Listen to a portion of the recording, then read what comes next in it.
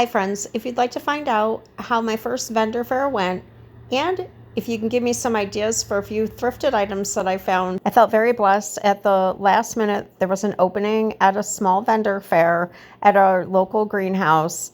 I was excited to try something new. However, I did have a few challenges. I had a very busy schedule, so I only had 2 days to gather everything together. And that was right about the time that I ended up with a pulled muscle and a pinched nerve in my shoulder.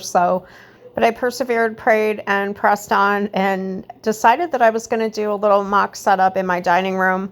I wanted to keep it really simple and use what I had already had on hand as far as displays went. But for my future vendor fairs, we're going to take some of the displays I had from my old business and incorporate them so I can bring more product. Then after I filled in the gaps, we took pictures of each table in each section so that way my kids could help me set up the morning of the event, and they did awesome. And then we labeled each tote with that section, so it made it a lot easier. So like I mentioned, my kids did an amazing job helping me set up. And right away we had visitors. We met so many wonderful people that day. It was such a great experience. I think the number one item that drew people in were the book page items. Whether people wanted to purchase them or learn how to make them, it was so exciting to meet other people that love vintage treasures and thrifted items and upcycled projects just as much as we do. And I'm excited because I know some of them have joined us on social media and here in our YouTube family. And it's so nice to have everyone here. And it was also exciting that people were able to find things that they really liked and enjoyed. And a little bit of everything sold, but mostly the upcycled items sold the most. When we set up in the morning, there was frost on the ground, but we were in a greenhouse, and then it had this section in the back that was open, and look all the beautiful sunflowers and their farm. Just absolutely beautiful. And then here's a quick look at a few of the items that sold. But I'm so curious to find out what is under here, because it's got to be some type of a lamp. It's hot glued on here, so yep. So it's just hot glued. It is a lamp. I remember this style of lamp in the 70s growing up, and I think that they had a hurricane, like a glass hurricane on them. So I don't know what I'm going to do with it, but if I had a glass hurricane, I would probably rewire it. Should I try to restore it or repurpose it? That's a really nice spindle.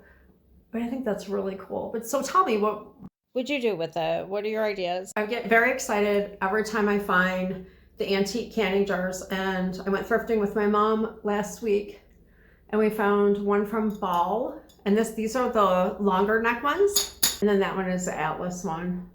They're in such good condition that I'll probably just buy replacement seals for them and use them for food storage. My favorite thing to do with them, though, beside food storage, is make them into the Christmas tree globes with the bottle brushes. Okay, so this was a cool item that my mom just recently got this for me. I don't know if anyone remembers, but there would be different poems and recipes, and it's just a little piece of nostalgia. But I just think that's so cool.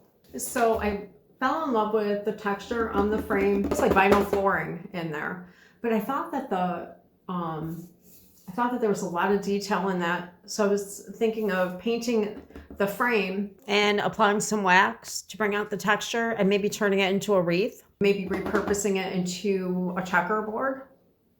I don't know. So I love vintage and antique bottles, and I scored some. I broke 2. And of course I broke the prettiest 2, right? And I apologize, I did not wash them up, and post a picture once I get them cleaned up on the YouTube community tab. But I love this one. I love the purple.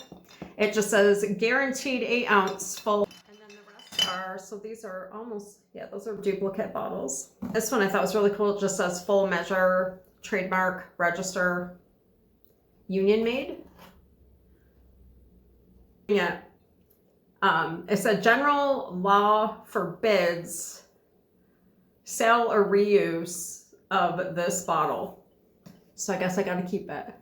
I've seen other crafters paint them and wipe off where the lettering is, and I think that looks really nice. What would you guys do? Would you keep them? Would you display them all together? I'm going to sell them, except for that one that tells me I can't. Always grabbing lamps when I can. And these are all sold. When you get them at Salvation Army, they're all sold as is. So I was going to repurpose this. Then I went and found this lampshade, and it's in beautiful condition. But if you look at the top, it matches perfectly. So the base of the lamp doesn't have anything to clamp that harp onto. So I have to remove that harp. It didn't come with the basket part, and I need to order an adapter.